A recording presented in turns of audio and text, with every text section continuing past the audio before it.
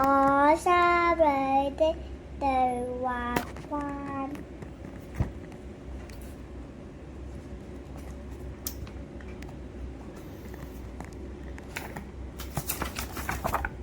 我心裏的對話框。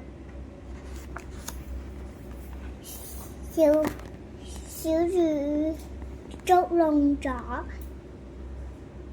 小花嘅頭髮，小花很生氣，兩個人吵架了。小魚呢，其實呢，好想同小花和好。突然間呢，沒關係，包在我身上。你話你邊個？你是誰？我是小花。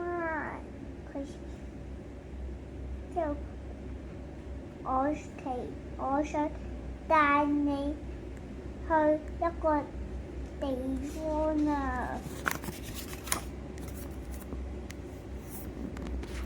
小魚呢，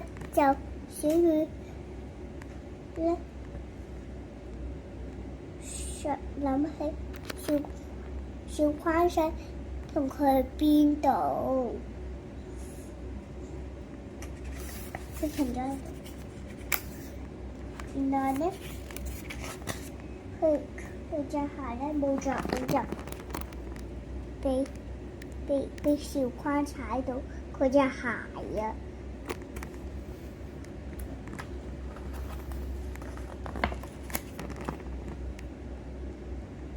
小魚就着對不起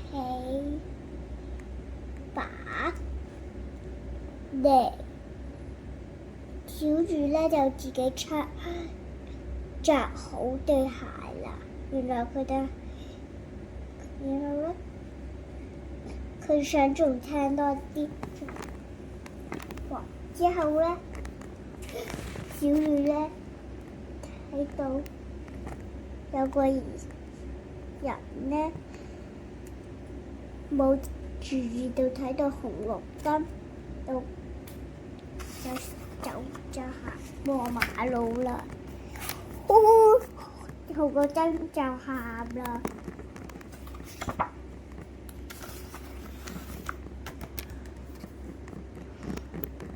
紅綠燈就喊啦。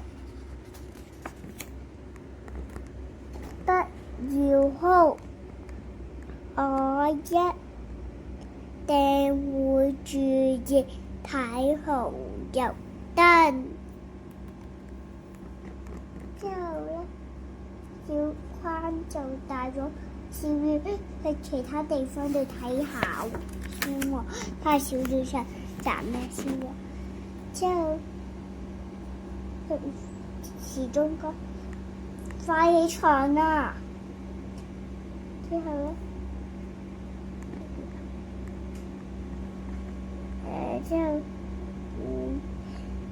小白講：我哋係爛咗流血啊！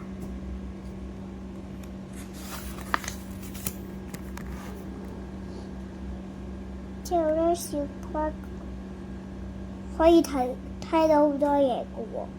之後小花呢就行過去，小花走過來了。小魚和小花在公園聊天。小魚快步跟走到小花身邊。之後小花陪住小魚同小花講對不起喎。之後佢都講唔到，對對，佢都係做唔到，所以咧佢就走開咗。其實咧，佢好怕講對唔住，點解佢要講對咁樣係唔啱嘅。之後咧，佢就坐喺個上滑梯，好似小石頭咁樣。但佢匿埋咗喺個上滑梯嘅洞裏邊啊！小花就是什麼了？之後咧，我其實有嘢想同你講嘅。之後咧，上次我拉了你的頭髮，對不對？隊友，對唔住，就對不起。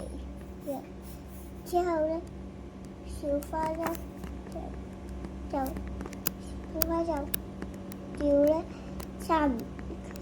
佢咧唔生氣啦，我都唔生氣啦而家。然後咧，小花同小雨嘅心情都好好啦，佢就講我們明天再見。之後佢都要咧，對不起，下一個人要幫助啦。即係小花咧，小雨就要拜拜小花啦。之後咧，最後小雨謝你，小花佢就唔捨得小花喊啦。我都係，拜拜，明天再見。